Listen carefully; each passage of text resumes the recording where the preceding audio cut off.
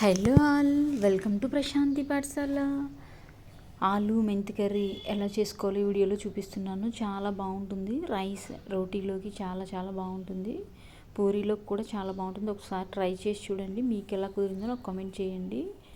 ముందుగా స్టవ్ వెలిగించుకొని బాండి పెట్టుకొని ఆయిల్ వేడైన తర్వాత కట్ చేసుకున్న 2 ఉల్లిపాయలు, 2 పచ్చిమిర్చి, కొద్దిగా అల్లం వెల్లుల్లి పేస్ట్ వేసి ఎరుపు రంగు వచ్చేదాకా ఫ్రై చేసుకోండి.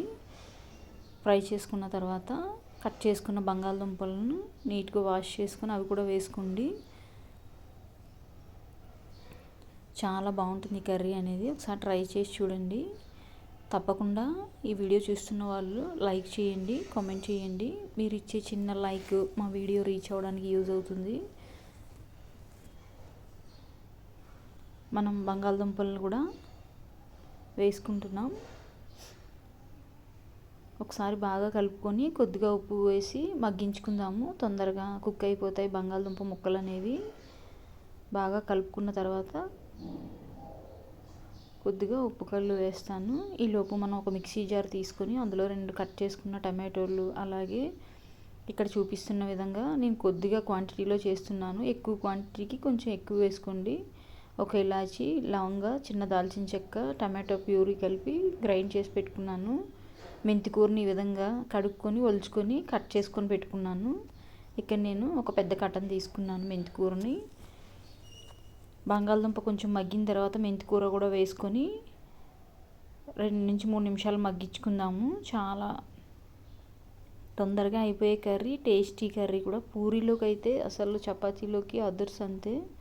చాలా చాలా బాగుంటుంది. ఈవెన్ మనం రైస్లో కూడా తినొచ్చు. ముందుగా మనం రెడీ చేసి పెట్టుకున్న టమాటో మసాలా ప్యూరీని కూడా వేసుకుందాము.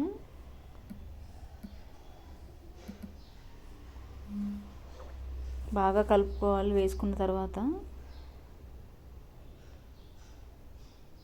ఒక్కసారి అలా కోర్స్గా తిప్పుకొని వేసుకున్నాను. చాలా చాలా బాగుంటుంది.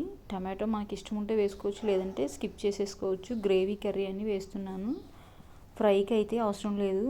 ఇదే విధంగా మనం సేమ్ ప్రాసెస్ టమాటో వేయకుండా ఫ్రై చేసుకోవచ్చు. అది కూడా చాలా బాగుంటుంది చపాతీ, డ్రై కర్రీలోకి.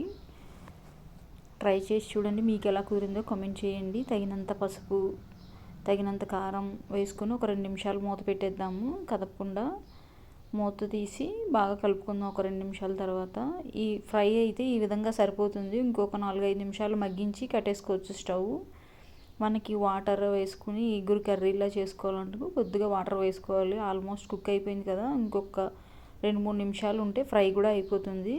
కానీ నేను ఇక్కడ ఫ్రై చేయాలనుకోవట్లేదు కాబట్టి కొద్దిగా వాటర్ వేస్తున్నాను. 2 కర్రీస్ చేసుకోవచ్చు ఈ పొటాటో మెంతి కర్రీతో.